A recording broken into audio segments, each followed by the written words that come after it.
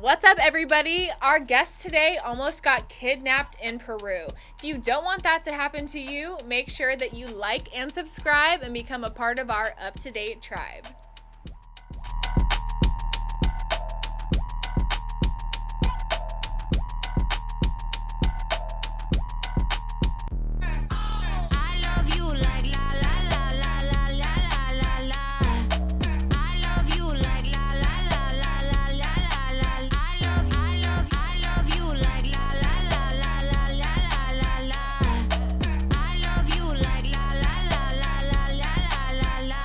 What's up, everybody? Welcome back to Up to Date. Today we have Dylan Welch on the show. He is my producer and he is always ready to travel.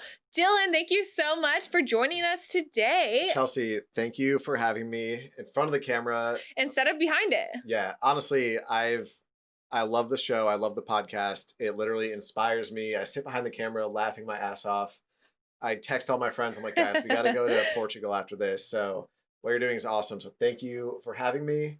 Let's get people up to date. Let's get them up to date. Woohoo! Cheers. Thank you so much for that sweet little snippet, Dill. Honestly, this guy here is who inspired me to even start this whole shebang. So let's start it off with the bang. I mean, where to start, really?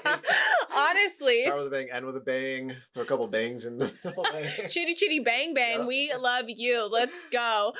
Okay, so Dylan has traveled all over the world. He's studied abroad, worked abroad, has abroad. But let's start with where is one of your most favorite places that you've traveled? Yeah, well, so first off, like, you kind of inspired this all to happen. I saw your travel pictures. I was like, you should start a travel podcast. He did. This is true. A couple months later. So I'm excited to share some hopefully funny stories. I guess to start off, like, my favorite place in the entire world is the French Riviera. Have you ever been there before? I have not been to the French Riviera, but obviously it is on my bougie ass list. So I'm so ready whenever. Okay. So all I can say is if you like San Diego, which I assume you do, who doesn't? We live here. San Diego is very similar to the French Riviera. And like, this is my kind of city. Like, I love a city on a body of water because it gets that big city feel. There's a ton of stuff to do, but you also get that laid back, like, palm tree, beach lifestyle. So French Riviera is my favorite place in the entire world. And that's why I moved to San Diego, because I wanted to move somewhere after being there similar to that, but in America that had similar vibes. So that's how I settled in San Diego, and here we are today. Here we are, and we are loving life every single day. It is so beautiful. We're so blessed to, like you said, live by a body of water and do everything that we want to do every single day. Yeah, like, we live in a spot that people spend their entire year saving up to come vacation. This is a license plate where what we do. We live where you vacation. Yeah. We're a block from the beach right now. This is our office. Pretty sweet. It is so sweet. Yeah. So honestly, I cannot thank Dylan enough for everything that he's done for me by inspiring me and just honestly giving me the idea, hey, like, you should start a podcast. Like, I love what you're doing. Let's put our heads together and put this out there for other people to be inspired and see that, like, you can do and have whatever you want. And the world is so big and life is so short that it's like, why not start now doing, being, and seeing whatever you want? Exactly. You literally have to go out and make what you want happen to happen. Yeah. And that's what you've been doing. So good stuff. Thank you. Cheers to that. Thank you so much, Dill. Yeah. Woo, there we go. And same to Dill. He is such an inspiration for me. He is a go-getter, a businessman, and man with a plan. That's why we get along so well, and we just vibe. And also, he is my travel tribe. So speaking of that, let's start with boom.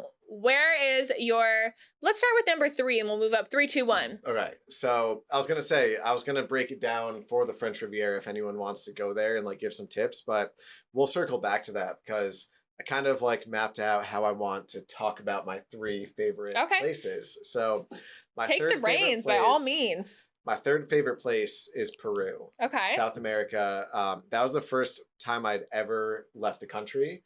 Before that, I'd never had any inclination. I had no drive to ever leave America. I was like, cool, this is sweet, whatever. Like, I had no concept that there were other places. My brother did a ton of traveling, and when we were juniors in college, he was like, we're going to Peru. I was like, okay, cool. I don't know what that means, but let's do it. And wait, how old is he? He's 3 years older than me. Okay. So we went to Peru. We had literally the two craziest, best, most eye-opening, experiencing weeks of my life. I have kind of a funny story about almost getting kidnapped in Peru. Okay, let's start it off. So, okay, my brother's like pretty extreme. So he's always like, let's go. We're on to the next place. We're going backpacking. We're going to go rage all night and then wake up early and climb a mountain. So we're traveling. We're about halfway through our trip, and we're going from Lima to Machu Picchu. That's like our destination. And we're taking trains and planes like through the jungle, through these little ass towns to get there. So we're traveling nonstop, and we get to this little town in the middle of Peru, like not rich, not a lot of money in this place, way up high in the mountains. So we get there. I'm exhausted from traveling. We're high altitude, which like I didn't think I'd ever get altitude sickness. I got it. So what does that feel like? I don't think I've gotten that. You're just like loopy and like tired. Like you're tired. You don't have a lot of energy. Your brain isn't working like fully functioning well, and you can feel it. You're like, it's almost like I know what I want to say, but my brain isn't like coming up with the words. It's like a hangover. Kind of. Yeah, but like that's how I feel when I'm hungover. Yeah. So we get to this city and we check into our hostel, and my brother's like, cool, I'm gonna go explore the town. Let's meet up for dinner at around like 6. And I'm like, okay, cool, I'm gonna try and sleep this off. I guess it is kind of like a hangover where I'm like, I'm gonna sleep it off. So at about 5:30, I'm like, okay, cool, I've got 30 minutes. I'm gonna go walk to the center square, like see this town a little bit. Then I'll meet back at the hostel with my brother. 30 minutes, I figure I'm walking like 5 minutes away. So I walk down to the center square, and I'm like looking around. I'm like, oh crap, I'm kind of late. I'll grab a quick taxi, and he'll take me back to my hostel. So I'll be back in like 2 minutes. So flag down a taxi, and the guy doesn't speak any English. Like we're in the middle of nowhere. So I'm like, my hostel, and I knew my hostel name was Hostel Puma. So I was like, Hostel Puma. Yeah, literally, I was like, Puma. And he's like, oh, Puma, sí, vámonos. So he's like, so you're like, cool. Yeah, so I'm like, cool. And this is like less than a mile drive. I figured it's like quick. Hop in, and immediately we just start going like the opposite direction. And I'm like, okay, I'm pretty sure it's like a straight shot that way. But you paid attention and you knew. Yeah. Okay. So, and I'm like pretty good with directions. So I'm like, very good with directions. Okay. I'm like, Yeah. I'm like, okay, this is a little sketchy, whatever. Maybe he knows this like roundabout way. Keeps going further and further. And he keeps going like out of town and like up this mountain. And I'm like, okay, I know like we're not up a mountain. And as we're going, like I know this ain't it. We're going through like the slums, like oh no, like barbed wire, metal, cement, and I'm like, I'm getting fucking kidnapped. Holy shit! Oh no! And the worst part it's nice to know that boys have this worry too. Honestly. Oh, dude, like it was scary as fuck, and it was dark. Like the sun was setting, so it was dinner time. I had no idea. I had no money too. I literally had like $1 in my pocket to pay for this little ass taxi in your man ride. Purse. Yeah. So I'm like, I have nothing to like bribe people. So he keeps driving, and we're gone for like 15-20 minutes. And I'm like, I can't ask him what's happening. The sun is setting, and like I'm like, okay, I'm literally gonna have to like fight someone for my life right now because we are not going back to the hostel. So we're driving, and literally like at this point in the sunset, we'd probably been driving for 20-30 minutes up and around this like backwoods mountain. Finally, he pulls into this parking lot, and I'm like, cool, this is where I get mugged and a bunch of people like jump me and beat the shit out of me and kill me, and I never talk to my brother or family again. No. And I'm like, my adrenaline is just going a mile a minute, and he puts the car in park, and he points over there, and he goes, Puma. And he points to this big statue of a puma overlooking the town. I was like, oh my God. All right. I'm not getting killed. So that's good. But then you're like, but fuck, this isn't where I need to be. $1. And I give my $1. $1. And he takes off. So then he strands me up at the top of this mountain. Why didn't you say no? There's no, literally, like my Spanish I spoke a little bit of Spanish, but like there's Oh. nothing there. And also I was kind of pumped that I just like wasn't dying. So I got out. I was like, fuck it. You prayed to the Puma Yeah. statue. Thank Yeah. you for my life. I was like, holy shit. Okay, so at least I'm not dead. Now I got to go back around this mountain through the slums at night. So like, cool, I probably still will get killed. So I'm just like trekking it through this back mountain of Peru. And I come across this little decrepit police station. And I go into the police station and I'm like, can someone help me? Like, I'm in the middle of nowhere. And out of nowhere, this little old lady kind of walks up to me and she's like, do you need help? Oh. And she called her husband, who's a taxi driver. Her husband drove his taxi up, picked me up, sweet, and drove me back down.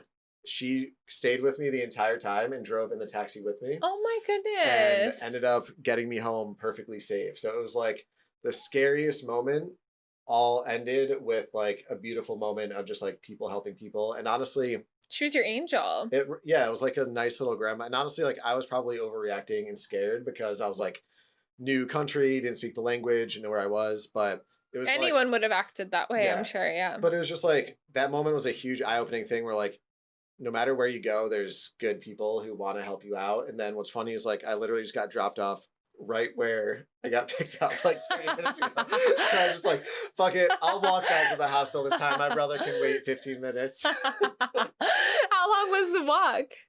Like 4 blocks. It was so stupid. I should have just, I mean, it was like a little like tuk-tuk thing that I pulled over. So I was like, cool, we'll pop in. We'll be in there in a couple minutes. So oh my God. But Peru is amazing. That was my first time going out of the country. I met so many amazing people. I met these really cool like Australian guys who I love Australians. I've always met really cool Australians. Partied it up with them, like had the best time. So Peru is amazing. Highly recommend going to Peru. I've been back there. Machu Picchu, Lima, Cusco, all sick places. So that was one of a few near-death experiences in Peru. Won't dive too deep into the next ones, but yeah, that's a place to visit. Okay, so that is super high on my list. So Machu Picchu, though. So one of my girlfriends and I, we really want to go there, but do you have to hike there? Like I read something that it's like you have to do like this trek, like a couple-day adventure. I would like to not do that if that's possible. So there's the you can do like a 4-day hike, or you can take a train. And honestly, I took the train both times.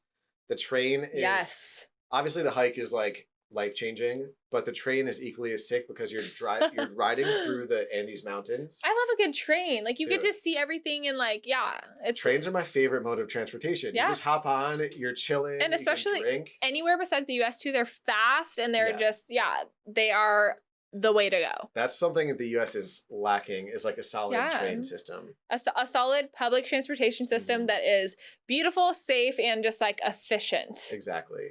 So that was my first time ever leaving the country. And then I was like, all right, this is the greatest thing ever. I need to go and see and meet as many people, like met beautiful women, tasted food I'd never tasted before, saw things I'd never seen. I was like, wait, I need to go. And like, that's how it all kind of got started. Isn't traveling so amazing? It's just like, there is so much to see and do and taste. Like one of my favorite things you said, you tasted so much amazing food. What is some really amazing Peruvian food that you would recommend? Oh man, Peru has really good food. When I was there, I tried guinea pig, which is like a delicacy. Not a good food, but like we had to do it while we were there. I had a guinie pig. So did I. Yeah, we had to. You ate it? I just tried like the cultural. What was it like? It was like, okay, there's. Was it like a chicken nugget? No, it was like no meat on it. It was like kind of, you had to like eat around the bone. It was. Was it like a chicken elbow? Yeah, it's like a chicken elbow. But Peru has like amazing ceviche. If you like I seafood. Love ceviche. Yeah. The seafood there is amazing. Like fresh, super bomb seafood. That was, and I'm not a huge seafood guy. I like seafood, but it has to be like freshly. You're not a huge seafood guy. Okay, so like what don't you like about seafood? Because I have one girlfriend, Liz, who was on the show, hates seafood, and we'll go to sushi, and she's like, oh yeah, I want to get sushi. I'm like, you don't like seafood? She'll get like a chicken roll. I'm like, what? I'm not super picky about fish at all. So I love sushi. I like seafood, but I want to. I know you like sushi. We've had sushi. Yeah, we have. Yeah. I like to know where it's like. I like to know it was like freshly picked that day because I'm from upstate New York, where you're not getting the freshest seafood in Albany, New York. Let me put it that way. Really? So oh no, have you had like some tummy turmoil? So that's kind of my thought process behind seafood is like, if it's fresh, I'll devour that shit. But I like to know it's like freshly picked. And in Peru, they pick it and there's like fish markets right there that, it's like, cool. They probably just bought it like right there and threw it on the grill 10 minutes ago. That's the one really cool thing. It's like, if you are open to street food, it's mostly fresh and just like so authentic, and it's the cuisine of the country, of the culture. Exactly. Yeah. So what about you? What's the craziest or best food you've ever had? Okay. So the craziest food I've ever had, one thing that I would say was a negative was in Greece, I ordered the shrimp pasta and the shrimps were still in their full born form. Like it was literally eyeballs, antennae, legs. And I was like, not into that. So that's probably the craziest, but like my best. So I don't know why, but this stuck out to me so much. In Budapest, they had this really yummy, it's almost like a funnel cake kind of consistency, but it had like sour cream and cheese on top of it. I forget what it was called, but it was so good. It was like, I stopped at this one place specifically because it said that they had it there. So it was really yummy. I ate the whole freaking thing. I will put, once I think of it, I'll put it in the description. Oh, like this is what it was. Also, so I really loved, anytime you go to Italy, so I went to Italy, all the pasta pizza was really great. But in Greece, the spanakopita, which is like the flaky phyllo dough crust, it's like spinach and feta. I love Greek salads, are so fresh and delicious. Greek food is just the shit. Oh, I love Greek food. It's so amazing. Tzatziki sauce. Tzatziki sauce. Oh my God. Like Greek people just know how to do it right. Like honestly, so good. My favorite kind of food in general is Thai food or Chinese food. So Thai food in actual Thailand was out of this world. It was so amazing. So I'd say that was probably like my number one cuisine anywhere I ate was super good. I also really loved paella in Barcelona. So it's like, I'm not super picky of an eater. So if that is on your side already, if you're not a picky eater, anywhere you go, you're probably going to find something that you really love. But yeah, I think I would say love Thai food, so Thailand food, but my number one was Greek food. I love spanakopita, Greek salad, Greek food. It's so delicious. Honestly, it's funny you say that because when you asked me like my 3 favorite places, I was torn between number 2, either Thailand or Greece. And they're both so good. They're both so good. They're so different, like countries, culture, cuisine, but so amazing. Like, so tell me about your experiences in both then, because we can't pick. We really can't pick though. I love Thailand. So one of my closest friends owns a travel company and he takes people on these like epic 10-day trips. And my company, I do like media, video, marketing stuff for him. So I've actually gotten able to go on some of his trips. And we had, honestly, the trip to Thailand was probably the most like action-packed, insane, crazy best 10 days of my life. Like every single day. So fun. Crazy shit went down. And just crazy. Yeah. Okay, so I want to hear about that because Thailand is absolutely fucking insane. The craziest museum I've ever been to was in Thailand. So, okay, well, first off, Bangkok, I went in there expecting like crazy third world country, sketchy. Bangkok was so much nicer and like more beautiful than I could have possibly imagined. There are some like, dingier parts, but if you can, traveling is like releasing bigotry and judgment. It's just like accepting a place for what it is. And Thailand is gorgeous. It was amazing. Yeah. Then there's like Koh Phi Phi, Krabi, which are just the most beautiful islands. Krabi, okay, I've got another crazy story for you based out of Krabi. Okay. Krabi was probably my favorite place we went to. And so to go from Bangkok to Krabi, you have to fly there because Krabi's an island.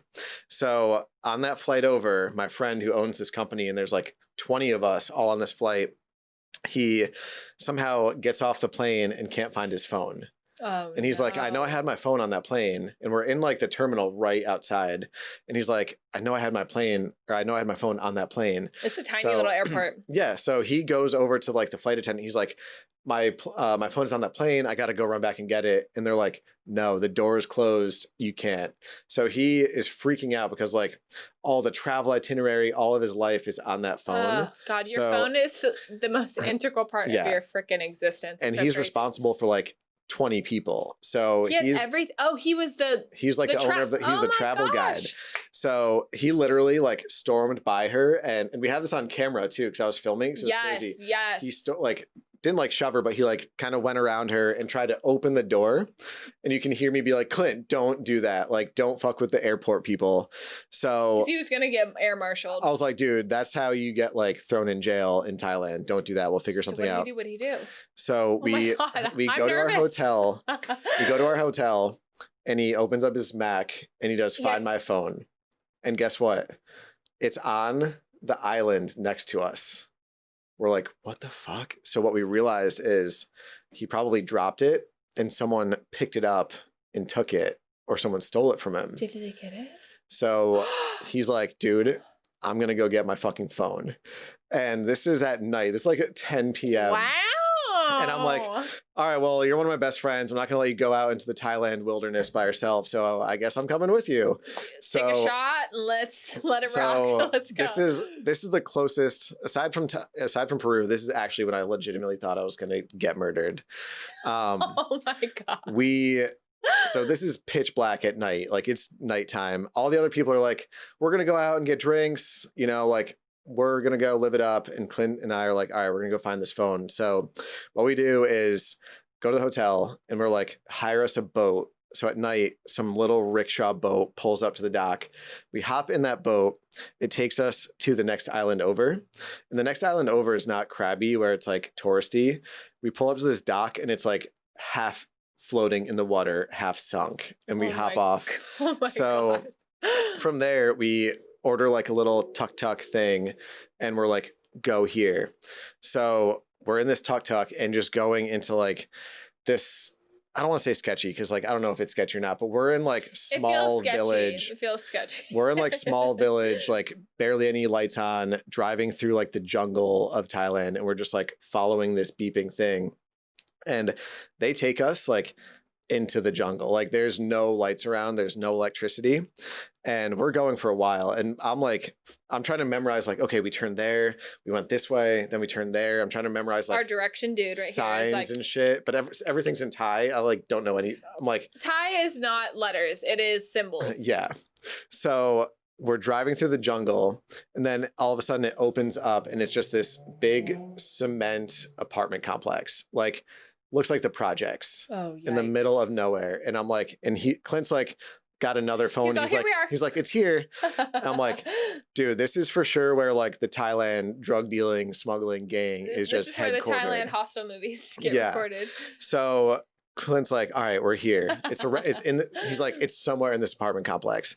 And it's like, looks like it's fucking haunted. Like, lights are like blinking. It's sketchy.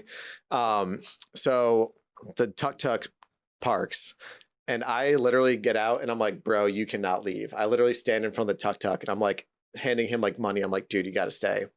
Clint runs up into these apartment complexes, and that's the last I see of him. And I'm just like, wait, stop. Don't say that. Yeah. So it's like he just goes and disappears, and I'm like, he's probably knocking on doors, like asking people, whatever. So I'm sitting there, and like 15 minutes goes by. Oh my All God. of a sudden, two dudes with like batons like walk by me all angry and go directly into the door that he went into. And I'm like, cool, they're 100% going to fuck him up. I'm sure about that. Like, there's no other reason why two jack dudes with a fucking metal bar go in there.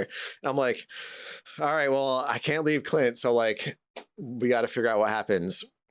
So this is where it gets crazy. I'm literally assuming like we're all dead. Like, they're just gonna pop us in the back and bury us. So a couple minutes goes by. Dylan! Couple minutes and like the tuk-tuk driver's trying to like, dude, I gotta go. Like, get me the fuck out. I'm like, no, leave, wait. He's all beep beep yeah. toot toot. So all of a sudden, fucking Clint pops out of the door all happy, has his phone, and there's a bunch of Thai people like, yay, we're all here. Another happy ending. Clint knocked on a door of some random like 12-year-old boy who lived there. The boy spoke enough English where Clint was like, my phone is here. Can you help me?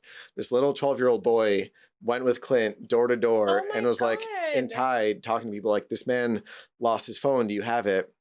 Meanwhile, how cool. Meanwhile, these like they turned out to be like security police officers. They just saw like random people knocking on doors. So they went to go check it out. The Thai kid told them what happened. So now they're all helping and like knock on doors. And then they managed to knock on someone's door. It's this guy who opens in a towel. And the kid is like, did you find a phone on a plane? And the guy's like, 1 second. Goes in, gets his phone back, hands it to him. We got it back. And then we basically took the entire trip back in like the best mood ever. We're like, we thought we were going to die again.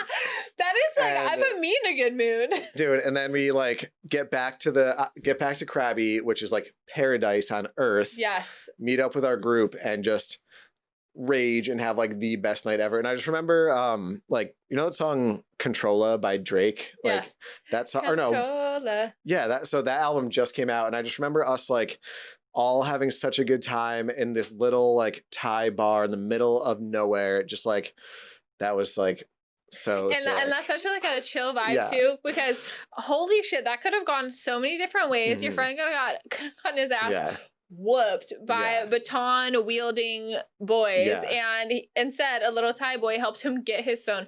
That is not how I expected that story to turn out. That's amazing. Mm-hmm. So I guess like the point of both the Peru story and the Thailand story is people are good, and like that's why I love traveling is people want to help you. People are there to support you. It's even if you don't speak the same language, like there's cross-cultural things that if you're a good person, you'll find other good people and vice versa. So believe in the good and the good will be shown to you. 100%. Exactly. Yeah, that's so good. Because honestly, like I would have thought your friend's phone was fucked for life. But like the fact that you guys just believed in it and you're like, you went full force with it. Dude, we went back and looked on like Google Maps to like see where this place was. And if you look at it on Google Maps, it's just this little cement square surrounded by like miles of just greenery jungle. We're like, what the fuck did we just do? Dude, you guys are freaking writers for being like, we're gonna get this. Yeah. But whenever people take someone's phone, I want to ask why. Mm-hmm. Like, it's like, why wouldn't you just given it to the flight attendant and that could have been like totally avoided? Like, I would never see someone's phone and be like, oh, I'm gonna try to steal this. Mm-hmm. So crazy. Yeah. But at least he gave it back. Yeah, like that's what we weren't really sure about. Was like, did he steal it? Did he find it? But he knew. No, of course he knew. He said, oh shit. Yeah. I'm caught. One moment. So there was like shadiness, but we were so happy that we got it back that we were just like, fuck it. We were so happy we didn't die. The phone at that point was like, cool, we didn't die and our phone's back. So every day of travel is a good day if you don't die. Huh? Yeah, exactly. Right? Cheers to that. Cheers to that. So yeah. What, when you were in Thailand, did you go to Monkey Island and Maya Beach? Absolutely not. No? So, I was with one of my girlfriends. We spent about a week in Thailand. We did Phuket, Krabi, and Koh Phi Phi. And we did 3 amazing places. 3 really amazing places. I would need to go back and do Phuket for like a little bit longer, honestly, because it was so crazy. So we did Bangkok for the first 3 days. We went to this one place. I'm a freak. I talk about it on a couple episodes, but I love cemeteries. I love like weird museums. And so this one museum was called the Museum of Death, and they had midget skeletons and like bodies of people preserved but cut in half, brains cut in half. But Thai people don't fuck around. If you are a murderer, if you're a raper, if you're anything, in this museum, they have this, it's so surreal to see, but this decomposed skeleton, it's just like a black skeleton at this point, of this guy who was a confirmed rapist, and they were like, fuck this guy, and they have him on display as like pretty much a disgrace to humanity to see this guy's a raper kind of thing. They also have they have photos of different kinds of murders. Like this one person was shot in the head. They have like the photo, like it's kind of crazy. And so I don't want to see that like all the time, but it's kind of crazy to have like one place you're like, holy shit, like this is this is what real life is, because we don't see it here in the US, you know. So that's their culture. It's like, don't rape. Don't rape. Is like, the moral of the story. You'll get fucked up if you're gonna fuck someone else up. Yeah. Literally. So I really respected that. And also it's kind of like a learning, like I saw it as a learning experience. I was more like, to me, seeing stuff like that is more educational and kind of like shocking, to where I'm like, oh my God, who would ever do this? That it's more of a learning experience than like anything else. It's just kind of like, oh my God, what the fuck is this? Like, so crazy. Like, I love these people because they do not condone any kind of bullshit. So love that. So when you said these Thai people came in with batons, I was like, oh shit, this dude's about to get fucked up. Like you said, because they do not fuck around, which I love. Like we don't, I'm sorry, but like respect is earned and taken. Like you're going to respect us because we say so. And that's how they do it there. So, but yeah, so in Thailand, we did Bangkok for a couple days, but it was kind of quick. It like rained. We went to this, they call it the green lung of Thailand. It was like this little island we took a ferry to, and we rode bikes all around there. Oh, cool. That was really cool. And then, but besides that, then we went to Krabi, flew to Krabi. We took a little boat to Koh Phi Phi. That was really fun. It was gorgeous. So we saw monkeys all over there and like laid out on the beach. It was so freaking hot. But that was kind of the extent of that. But I'm actually terrified of monkeys. I speak about it several times. I am not trying to fuck with. I'll punch a monkey. They're scary. I'll punch a monkey. They're pretty creepy. So I was just most recently, one of my most recent trips this year, I was in Costa Rica, and somebody had their backpack by a tree stump, and this monkey came over. They can unzip bags. They reach in there. They know. They try to fuck other monkeys. I don't trust you. Okay. Like monkeys are funky. Funky monkey. Yeah, and they bite. They got teeth. They're like smart, but they're like creepy about it, you know? When I was really young, like there was a movie about Ebola, and like if a monkey bites you, it's like you're gonna get Ebola. So I think that always has been really like ingrained in me. And also, don't steal my shit. I want my sunglasses. I want everything that's in my bag. I want my banana. That's not your banana, bitch. So yeah. So when we actually were in Bali, they have like a whole little monkey island, or like a monkey center, and thank God my girlfriend was like, we're not going there. I was like, oh really? Thank God. I'm like, yeah. I thought you were down to travel, bitch. But I guess not. So I guess we can't go to Monkey Island. I guess we can't monkey around. Yeah. Damn it. No, but so we didn't do that. And then Maya Beach, we didn't do that either. Since it was just two of us girls, it was like my first time. So this was before any of my solo travels. It was my first time just being with one other girlfriend of mine and going and doing stuff. So we did keep it pretty kosher together, you know, like we weren't going to try to do anything too crazy. But so we had a really crazy time in Phuket. So we flew we didn't fly. We took a private car because we're bougie from Krabi to Phuket, but it was only like $60. It was it's so cheap there, you know? So we got to go to all these different landmarks. We went to the Big Buddha in Phuket. We got an hour massage. Our dude like waited for us. And then our last stop was this like view where you could see this beautiful sunset in Phuket. Well, so he walked us down there. We get back up, and I'm a magnet and shot glass girl. So I was like, cool, like we have so much time, you know, seemingly before our flight. And then so me and Marissa are looking around in the shop, and all of a sudden I look at my phone, my watch. I don't wear a watch. Who am I kidding? But I look at my phone, and I'm like, oh my God, our fucking driver has his arm over some little Asian girl like on the car, like flirting his ass up. And I'm like, it's an hour before our flight. So I run up to him, or it's like maybe an hour and a half, but still like you need to be to the airport, especially in a foreign country, like way before. So we run up to him, and like, he's like, oh, da. He didn't speak much English at all. We get in the car, and I'd say like I can be scary when I want to be, but I mostly don't want to be. My girlfriend who I was with she's like 5'2" of I'm coming for you. She was like, I'm gonna fucking call your boss. You better fucking get us to this airport. She was like, well, because like honestly though, it was really scary. Like we were like, we paid him like this money to like take us all these places. We expect you to be like, okay, that's time to go, girls. Like, but and not be trying to get your dick wet. Like, let's get us to the airport. So we're in the car driving. We're trying to call like our airline, and they're like, yeah, if you don't make this flight, like you're shit out of luck. And we were flying into Singapore to fly into Bali. And so we were like, oh my God, this is nightmare. I've never missed a flight ever. And so we're like driving, and then all of a sudden, and we're freaking out the whole time. All of a sudden he pulls over and we're like, what are you doing? And this random guy jumps in the front seat and then he just starts driving again. Well, it's his friend who spoke more English. So he was like, hey girls, like, this is my friend. He can't really like, we get that we're trying to get you there. He's like, bear with us. We're going to get you on this flight. So we're like, whoa, okay. So we get to the Phuket airport. It is in the middle of the night. It's like 10 p.m. Oh, but then also I forgot this part. So on the way there, we're driving through the thick of Phuket. And why it took us so long is Phuket is busy. There are Australians, Russians, travelers from everywhere out the yang, right? Yeah.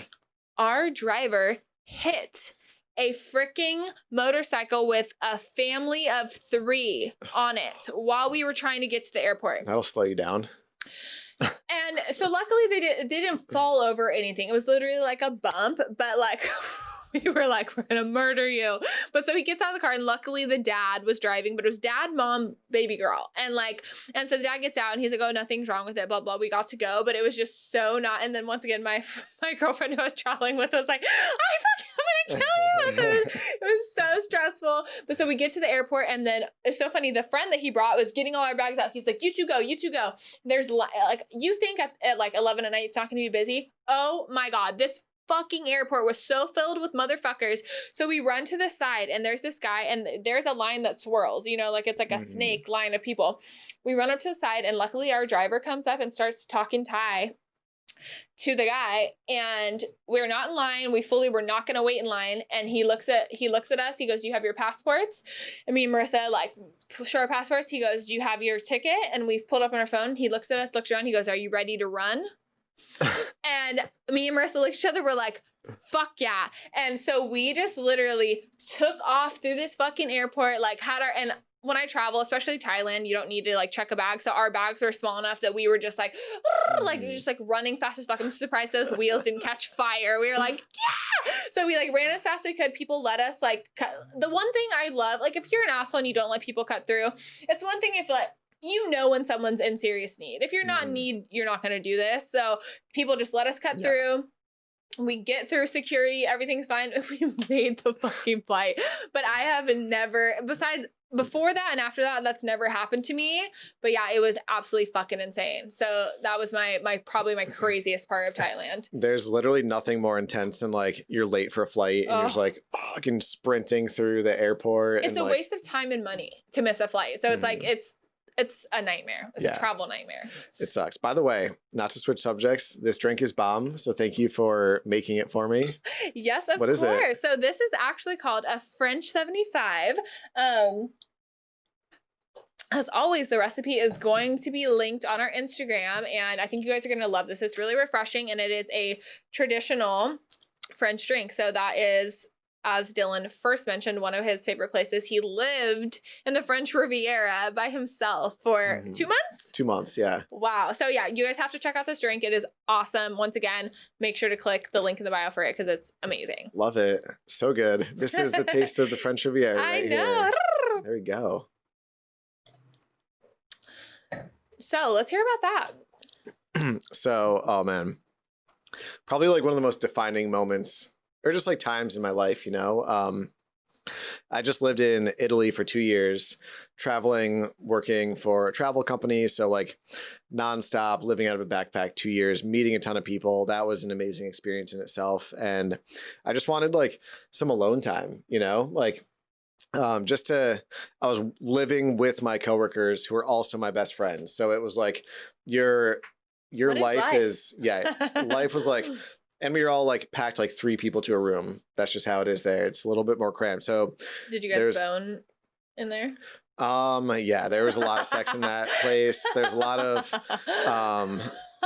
of nuts being had with other people in the room. There's a lot of what's the word when you get cock blocked out of the room? Like sexiled. There's a lot of that. Yeah. It was just the way. I've never heard that. That's funny. Yeah, you get sexiled. There's a lot of that. Yeah, because when there's 3 people in a room and you're all dating someone or you're all out there going out, like it's just, and there's multiple rooms. It's just like, kind of a shit show. So, and like we shared bathrooms, like we shared kitchens, we shared living rooms. So I was just like, it was amazing while it lasted, but I was like, okay, I need some alone time.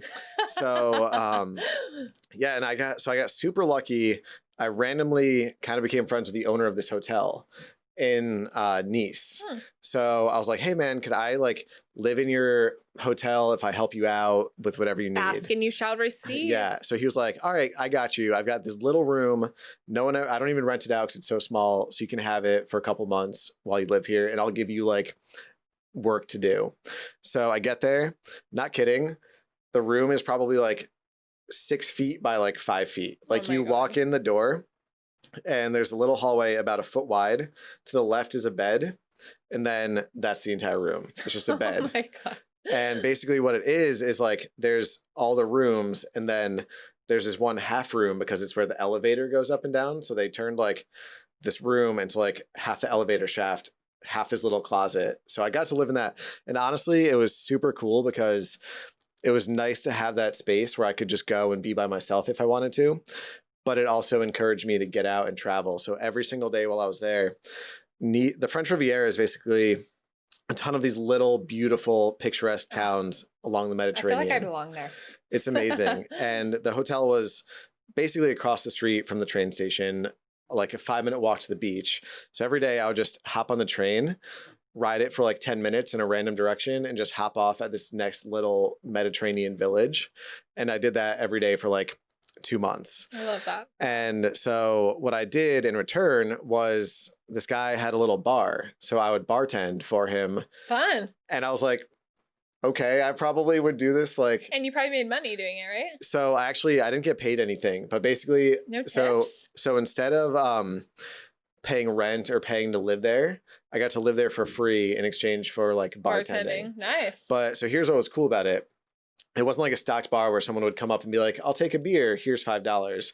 It was so small that every night he would go to the grocery store and buy like 50 bottles of champagne and just give out free champagne to anyone at the hotel. So my job was just open champagne and pour free champagne for travelers coming to the hotel. And they like loved me. People love that. Yeah. Sure. Oh my God. I'd love that. I'd be like, ooh, yeah. Ooh. Dude, it was the best. Like I drank so much champagne those 2 months. Literally, like, have you ever bought 100 bottles of champaign? It's a fucking baller ass move. But there is champagne in this drink, guys. Yeah, so that's why I remind you. Look out. So okay, here's where it kind of all comes full circle. Remember when I said in Peru I met those 2 Australian guys? Yes. So one night I'm bartending, pouring drinks. This is like a little kind of off the beaten path hotel, so it's not big. And I look over, and one of the Australian guys happens to be sitting at the bar talking with one of his friends. Neither of us had seen each other or talked to each other in years. And we look over and we're like, holy shit. And we literally just were like, no way. We literally like sprinted over, hugged each other, brought him behind the bar and was like, dude, you're bartending. Went out that night and just had like the most fun night ever. So cool. He was Australian and just partied it up. I remember he like was wasted. He like broke his flip flop and I had to like bribe a doorman to like let him into the bar and stuff. But just so much fun. And like that to me was just so mind blowing. Like if you think about that in the grand scheme of life and the planet, like 2 American guys and 2 Australian guys met in Peru and then became friends. 5 years later, with barely any interaction, ran into each other again in France. Like, if you don't believe in God or the universe, that should show you. It was honestly one of the most like mind blowing. That's like 5 continents all happening in one interaction. So that was like, and there's a million other amazing things about the French Riviera, but that was like a cool story that kind of stood out. That reminds me of like how amazing travel is, because when you put yourself out there, those situations are what happens, you know? Exactly. When you open up to life, life opens up to you in more ways than you could ever. Like you never probably expected that, but that life put that on your doorstep when you were doing something that made you happy and that brought you joy and brought you to so much more, honestly, just like realizations in the world. That is why it rewarded you with a friend that you met along your path. Yeah. So that's why like again, just coming back to you, like love travel, love listening to this podcast. It honestly, like in the queue, as our last guest said, you kind of go crazy, you know, and it's like you get sort of, oh God, I've just been scheming. Like, yeah. So that's as much as I love this podcast, every time I listen to an episode, I'm like, I want to go travel more. So you're just literally, I'm like, have like 10 different group chats of like, cool, when's our next trip? Where are we going? Like, let's start planning kind of thing. And like 8 different trips just ready to go. So where's the next place that you're trying to go?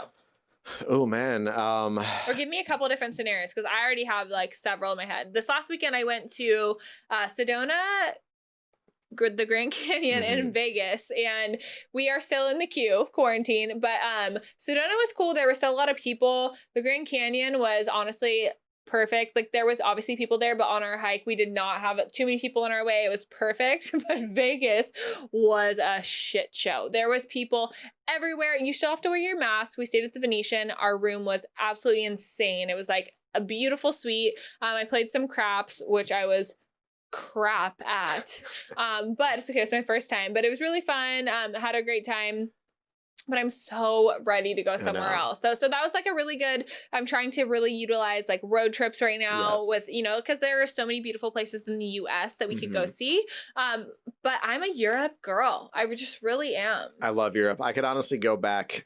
Everyone's like, oh, I've already been there, so I don't want to go back. I'm like, I love going back to the places that I've been before, because it just like brings back good memories. And there's things that you didn't get to do. Like it's like we obviously prioritize the main things, but like I said, I didn't get to see the motherfucking Colosseum really. Well, I mean, like you can go to Rome and live there for your entire life and not see stuff, you know? So like there's I would if you have the opportunity to go back somewhere, then like go back. Why not? You know, like you got to go back to Rome. And also that's another good thing. It gives you a reason to go back to places. If you see it all, then it's like, cool, I did it all. I don't ever have to go back there. No, you're like, no, I got to go back to Rome, dude. I got to go see the Colosseum. And then 10 other things that I didn't get to do. I didn't get to, there's actually a couple foods I didn't get to try too, because like sometimes you're walking around so much and you have so much to do that like eating isn't a priority. Like I'd eat like probably something in the morning light, and then at night I'm going to eat like a big meal. But most of the time I'm more focused on like seeing the sights than eating the bites. Yeah.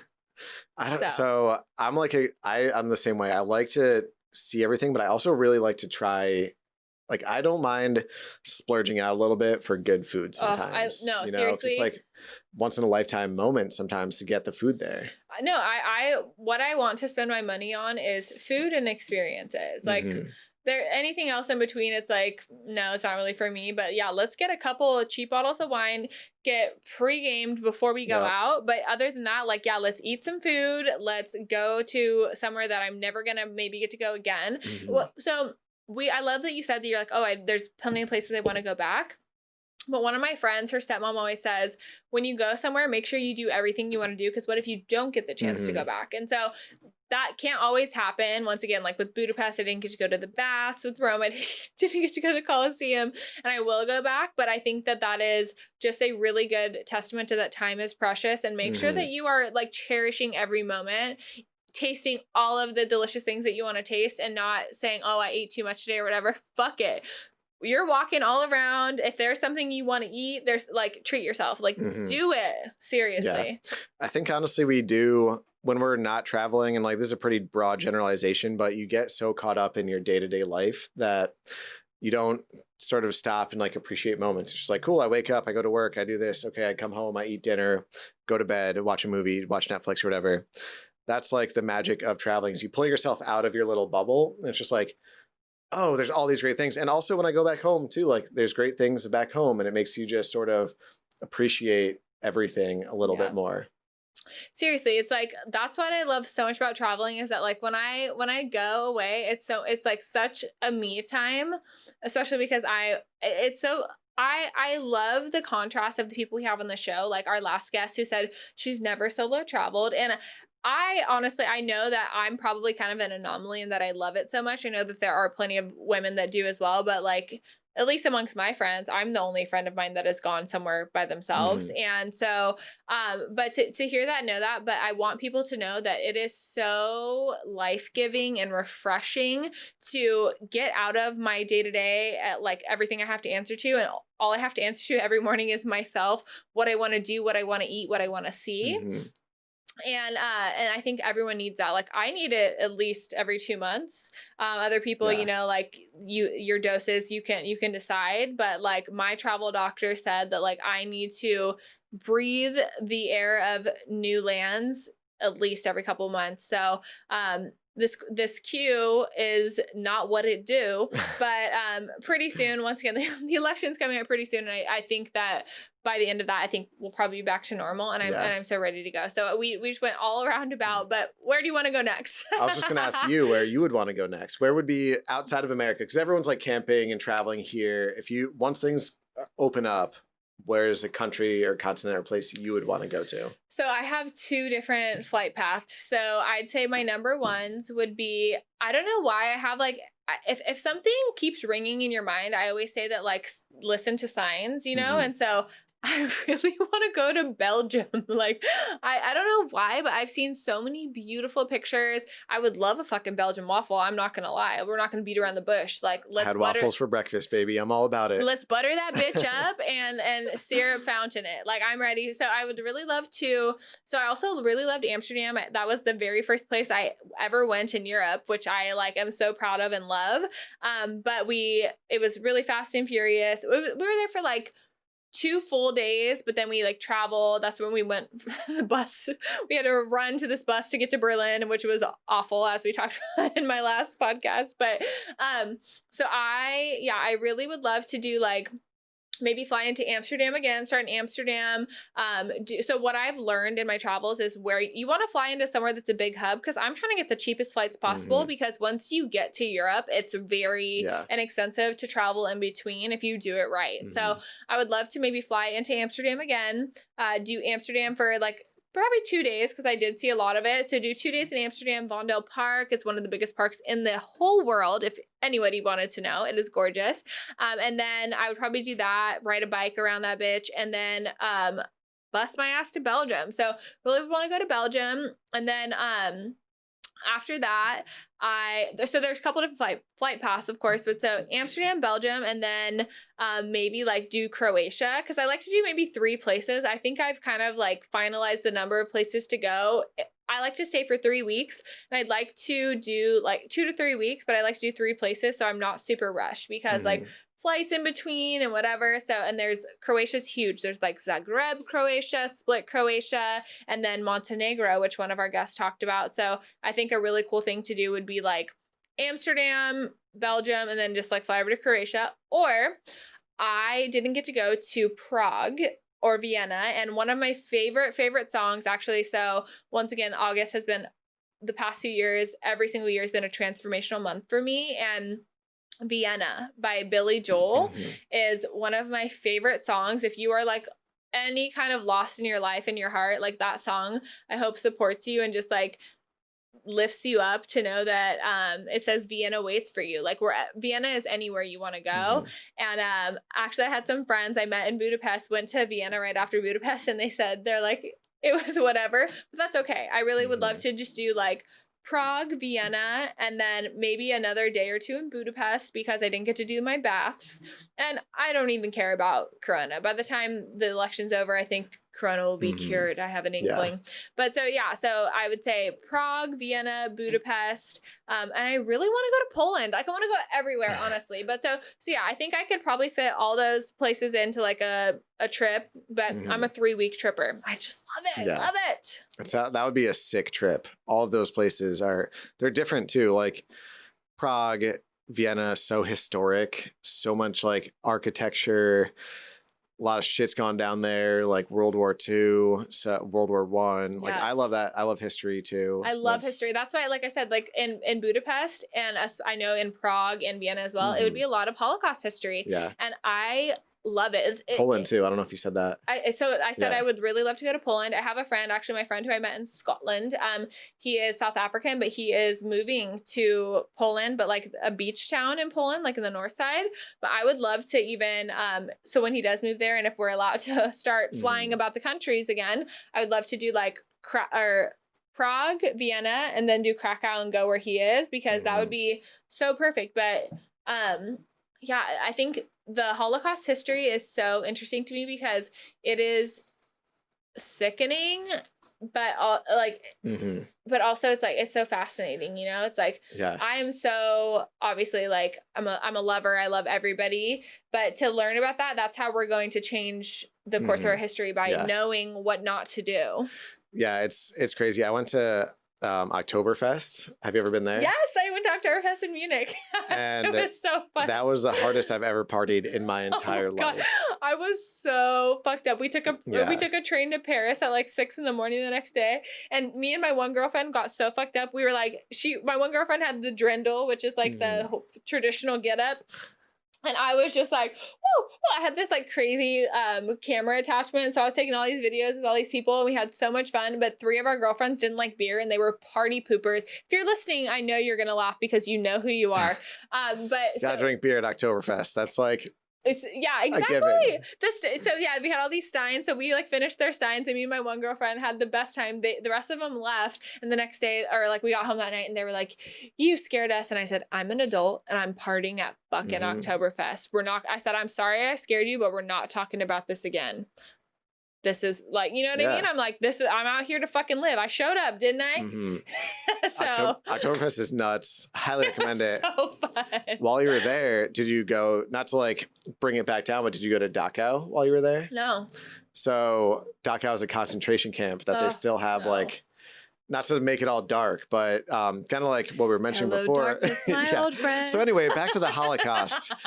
No, it was just such a juxtaposition of like raging your face off, blacking out, doing crazy shit at Oktoberfest. And then, because I was only there for a weekend when I went. So it was like... We were there for literally a day and a half. It was like... Yeah. So it was like adrenaline, serotonin, alcohol, people dancing, singing, and then like woke up. And it was so fun. Yeah. It was so fun. So fun. And yeah. And so we went to Dachau, which is like a concentration camp outside of Munich. And that actually brought it kind of like, even it out. It was just like, cool. We had an awesome weekend, but also like, let's. So then I got really depressed and went back to America, and here we are. No, but it's an interest. I love Germany. Like, love Germany. I've met amazing Germans. Did you go anywhere else in Germany? Because like I've been more curious about it lately. I never have really been too keen on it, besides obviously Oktoberfest, but I think maybe I would like to explore. I've only been to Munich, actually. I've been to Munich 3 times. Well, Berlin is technically Germany. Did you go to Berlin? No. Oh, no. That's but I love Germany. I love their food. I think everyone's really nice there. The architecture is really cool. History is obviously like dark, but also fascinating, and like you can learn a lot from it. So Germany's really cool as well. I don't know what the point of that all was, but no. So what you were saying was you like the history of going all the. I really do love history. So yeah, our last guest, she was so sweet, but she said she didn't like museums, and that hurt my soul because I immerse myself in museums. Like I love museums, especially. I really So I think people like different things about museums, but one thing I find about myself is I love sculptures. I feel like sculpture, and like because it's something that I could never do. I have not enough patience to sculpt a human's butt cheeks or like the curves of their abdomen, but like the emotion that is spoken through sculpture and just the perfection of it and how long it took fascinates me. And honestly, it's just like I have so much respect for it.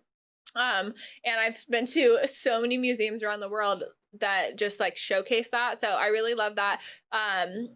But yeah, history is a big part of why I travel. I'm sure why you travel too. It's like we wouldn't be here without our ancestors. One of my favorite quotes ever is respect your ancestors, for you are the result of 1,000 loves. 1,000 loves. Like we don't even like fathom who came before us to put us here today. And that is something that should be respected. So when you travel, I think that traveling is to enrich your soul, but it's also to gain respect and perspective on the rest of the world and where you came from. If you're if you're born in America, you're very lucky. Your family did not come from here. Most likely, maybe, but like most likely not. So see the world, respect that it was not as easy as it is now. Yeah, that was, honestly, like I'm a white male from America. Going to Peru totally put all of that into perspective of just like, holy shit, how lucky I am. And then just kind of altered like my entire reality of my existence in a sense, because you just grow up and it's just like, cool, yay, this is my childhood, this is who I am, and then you see something so totally different and opposite, and then it makes you realize how like lucky you are, how blessed you are, and you gotta, keep yourself grounded. Yeah, absolutely. You gotta stay grounded, but also get off the ground and see the light in the land and the love of new places for sure. Yeah. So speaking of love of new places, let's talk about, I know you said you dated somebody that wasn't from the US. Is there any like tips or anything you want to share about that? Yeah, I've had a couple serious relationships. I've done like the dating as well. One person that I was in a relationship with was a Norwegian woman, and that was like a very amazing experience. Just like being immersed in someone else's culture, and a culture that's so different, you really see the little nuances of like from the way they just talk to communicate, to the food they eat, to the way they like cook food, to the way they have their family relationships. It's just interesting. So that's like one thing I'd recommend, is try dating someone outside of your sort of norm. I think it's really important to try something like a little bit different. That really made me just see things from a little bit of a different perspective. And then now I'm dating someone here in San Diego, and it's super lucky and happy to be with her today. So sort of two different sort of opposite sides of the spectrum. And I mean, honestly, I feel like I'm traveling in San Diego, like being from where I am in upstate New York. I think being in San Diego, I'm like still on vacation. So San Diego is so fun, and we have so many little like pockets of perfection as we just go even a little bit up the coast. Like we have Cardiff, Carlsbad, Oceanside, Encinitas, like so many beautiful places that you can vacation in an hour. It's just like, lots of stuff to do. So that was a beautiful tribute to your lady and your past lady. So that is awesome. Okay, so then besides that, like, what about, we're going to get a little bit off the travel topic. What about dating somebody in your workplace? Yeah, so that's, I know a lot of people on the show talk about like dating apps, and that's how a lot of people meet nowadays. I've tried it. It's normal. Yeah, there's nothing against that. I've tried it. I've done it. There's been great times, bad times in between. I was lucky enough to meet my current girlfriend at work. So they say don't date they say don't date where you work. Well, worked out well for me. So here we go. Yeah. So it did work out super well. So actually, like a quick background story about how Dylan and I ever even met. We worked on a different show together. So it is so amazing. I'm so grateful that we have our own show together now. Kind of cool how the universe works in mysterious ways.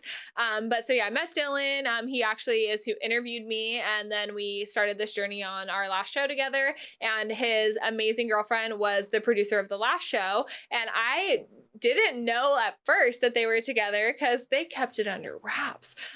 So why don't you tell us a little bit how that unfolded? Because sometimes I don't think it works out as well, but I do think that it's something that happens so often that like it needs to be talked about. Yeah, well, so when you work in an office, like you're around those people more than you are your home life family people. It's weird to think about. So at the time I was single, and you become friends with the people you work with. You're constantly around them, seeing them and interacting. I mean, like you become friends with the ones that are similar to you, and you don't become friends with the ones that aren't, and that's normal. So we became, we had a group of friends at the company, and we would just go out and like get drinks and hang out. And so we started out as just like buddies at work, went out for some like drinks and bars and parties after work, became friends, and then just sort of were like, we kind of like each other. I don't want to make it weird at work. Like, so let's just sort of take it step by step. We took it pretty slow, and then spit on the mic there. Mic check 1, 2. And then we just decided to kind of go for it and started dating. But it was cool. It was kind of hot. We kept it under wraps for a long time. When they say it's not hot, all these lies need to stop. We kept it like on the DL for a pretty long time. So it was like our little fun secret, and secrets are fun. It made work more fun. And then eventually, nasties. Eventually it kind of leaked and got out. And then, once people found out, it was totally normal and chill. So I'd recommend, like, they say don't date in your workplace, but if you find someone you like, fuck it, go for it. You only live once.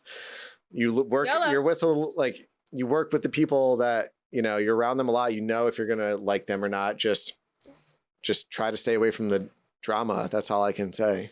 Luckily, we were not like the drama type. So we kind of just fell in love and have been hitting it off and having a good time ever since. How sweet is that? Fell in love. Mm-hmm. And it was cool because we were sort of I'd say we were kind of like the more normal people in a place full of very A-type personalities. Sure. So we would just kind of get our work done and do our thing. And then we'd come home and we'd be like, can you fucking believe what that asshole so-and-so? And then we'd have a 10-minute of just venting out all the annoying shit that happened at work. And we'd be like, all right, cool. Let's go out to dinner and have a drink. And forget about this. And then never talk about that again. Yeah. And then that was one thing that was cool because we could vent those frustrations out and they'd get it. Yes, because it's one thing talk to somebody who doesn't know what you're talking about and you're like, yeah. Okay. Oh, Bill said what? Who's Bill? Crazy. Yeah. Yeah. Yeah. No, it's actually be in the thick of it and know. So it's you're playing with fire, but also fire is kind of fun. Mm-hmm. Yeah, exactly. Got to keep things interesting. Totally. Spice it up a little bit. But Dylan Welch Media employees got a strict HR policy. No, I'm just kidding. Hey, if you find love, go for it, regardless of the situation. That's my advice. Totally. Yep. Fell in love in a hopeless place. That that is what is going through my head right now. But no, they honestly are such a perfect couple, and I think that is probably the ideal situation to come out of a workplace romance for sure. I'm sure there's been a million workplace romances that did not go well. Hit the fan, but we got lucky for sure. You found I got lucky. And found love in a hopeless place. Yeah. So yes, absolutely. Yeah. And here we are. Here we are. Yeah. So that's great. So yeah, Dylan is not a dating app dabbler. But so I don't know if I've had any workplace romances recently, but I will say when I was a little bit younger, I worked at a plant nursery and I was the head honcho. I was the little manager in the front, and I did have one noble steed who indeed I was absolutely. So you're right, it just happens when you're around somebody so much, it's just kind of inevitable. Unless you're in a relationship, then you need to lock that shit up and you know and not do that. But yeah, it didn't end up working out because it was up where I'm from and I ended up moving down here, but we actually are still really good friends, and so that ended up being okay. But yeah, you just have to feel it out. If you meet people along your path and you aren't going on the same journey, you send them love and go along the way. Exactly. But if it does work out and it's you guys are headed in the same trajectory, it's you have to go with your gut. So you shouldn't let certain things deter you from something that feels right and just good. Exactly. Yeah. Go off the person, not your surrounding environment. The person, not the projection of what is right and what is not. Yeah. So fuck social norms. Fuck social But seriously, norms. Sometimes. No, but really though, seriously, yeah. Today's day and age, it's what is even normal? It's whatever you feel is right for you, and anybody else can go fuck themselves. Yeah. We're deep in the queue. Normal is normal doesn't exist. So go fuck yourself. That's right. Unless you're cool, then you don't have to go fuck yourself. Unless you want to go fuck yourself, because that can be fun. Yeah. But do what makes you happy, as long as it doesn't hurt anyone else. Exactly. So Dill, do you have any other? So I know you're in a great relationship with baby mama. He doesn't have a baby, but I'm just gonna call her that because probably in the future, right? But anyway, do you have any other dating tips or any kind of thoughts on right now the state of dating in our world? Yeah, I mean, honestly, I have nothing against dating apps. I think dating is honestly just a numbers game. You have to put yourself out there. You have to be willing to get rejected too. Go after someone who's out of your league and see what happens. Try it. Why not? Are you talking to men or women? Both in general. Just all I'm saying is put yourself out there, try new things, go on a bunch of dates. Most of them probably won't work out, but sometimes you get lucky. It's all it's all just a numbers game, in my opinion. You ask out 100 people, one of them are bound to say yes and be cool. So as my producer, I love the numbers game. I deal right here. But for me, like, so having been someone that's used to dating app, I don't use that because my time is precious. And I know you know this too, because we are always busy. We're like, oh, this time, like blah, blah, blah. Yeah. No, so I definitely, like, you have to feel people out on these apps and whatever. And honestly, people narc themselves out before you even have to sort them out anyway. So that usually works out. But yeah, like definitely go on dates and just like see how it feels.